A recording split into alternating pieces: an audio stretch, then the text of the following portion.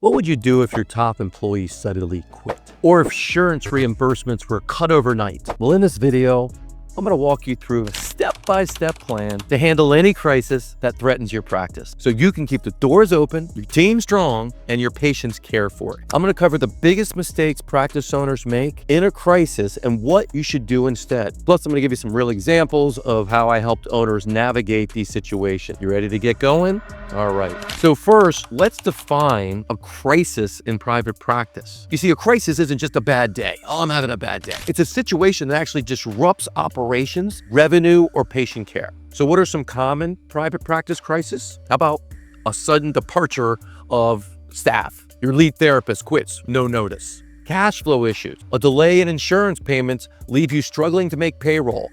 I know that hits hard, right? Regulatory changes, new compliance rules threaten your reimbursement structure, and reputation damage, a negative review or a legal issue that impacts patients' trust. So what to do when a crisis hits? And I said, what to do when a crisis hits, not if a crisis hits, because it's going to happen. Number one, prepare now.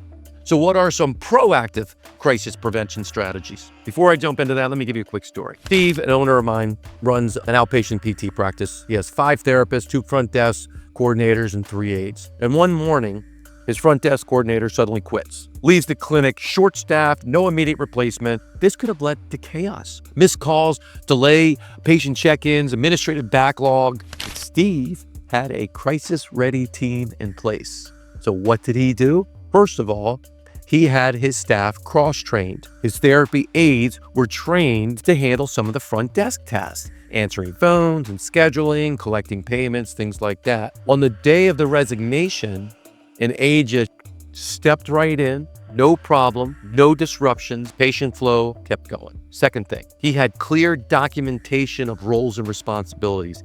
Can't tell you how important this is. Each staff member had an easy-to-follow checklist for different roles. So a temporary replacement knew exactly what to do. Clinic manager quickly reassigned tasks to avoid overburdening any one employee. Next, Steve had SOPs, standard operating procedures. This allowed for quick training. He had written SOPs. He also had videos and things like that were easy to access for front desk operations, scripts, workflows, insurance verifications. All of those were clearly documented. So he had a PRN therapist who was on standby for clinical coverage, able to step in and treat, giving him time to find a permanent replacement for front desk or for another therapist without any disruptions. You see, because he planned for unexpected staffing gaps, his practice continued operating smoothly, and patients really never noticed any internal change. Within 2 weeks, he hired a new front desk coordinator, didn't lose any revenue, didn't create any stress for himself or his team. Number 2, have a financial safety net. I'm sure you've heard this before. You got to have at least 3 months of operating expenses in reserve or access to funds. So you can do a HELOC, home equity line of credit, or a line of credit from a bank. Another thing you can do is diversify revenue streams to avoid dependency on one payer like Medicare, because you know Medicare is going to cut. The third thing is monitoring your financial KPIs. You can look for early warning signs. Remember Change Health? I know some of you do. The people that were able to go through Change Health and that was successful going through Change Health had backup reserve. They had access to money, communication, and transparency. Having clear, consistent team communication during tough times. The owner during tough times must slow down and manage his or her emotions before speaking to the team. Directly reach out to patients to maintain trust and engagement. Give you an example. During COVID, practices that were keeping people informed, including their staff, consistently about safety measures, things that were going on versus those that stayed silent. You know what they did? They moved forward. They ended up thriving once COVID started to relax. So I got an acronym for you. This is how you respond to any crisis. It's called ACT, A-C-T. A stands for assess the situation, identify the core issues. What exactly is happening? Is it staffing? Is it financial? Is it compliance? Evaluate the impact. How does this affect patient care and revenue and team operation? And determine the urgency. Is this a short-term setback or a long-term challenge that needs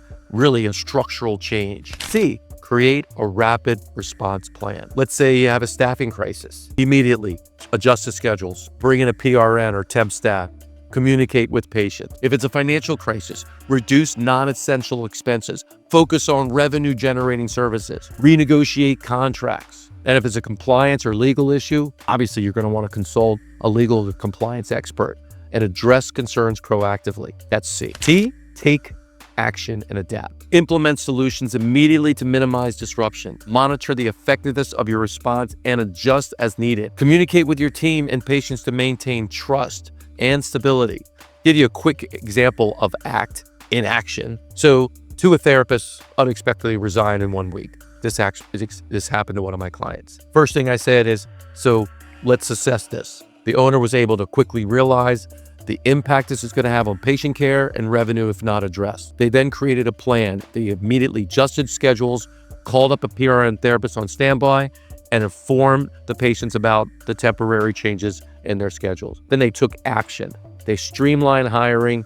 They offered referral bonuses to existing staff to help cover some of this stuff. And by, quote, acting fast, this owner prevented a major revenue dip and maintained that consistent care that patient trust. But what happens after a crisis? What's the long-term recovery and growth plan? The key is to turn every crisis into an opportunity. Adjust marketing to attract a broader patient base if that's an issue. Strengthen hiring and retention strategies. Review financial strategies to improve future resilience. Imagine losing a major referral source. If you did, perhaps you want to think about investing more in digital marketing strategies as well. So if that happens again, you're covered. So here's what you can take away. Crisis will happen. Your response to crisis is what's going to determine the success. And if you build a crisis-ready practice with strong financials, flexible systems, and clear communications, you're going to be in really good shape. And of course, take proactive steps so you're not scrambling later. If you liked what we said here, if you found this helpful, I want you to hit like and subscribe to my YouTube channel for more strategies on growing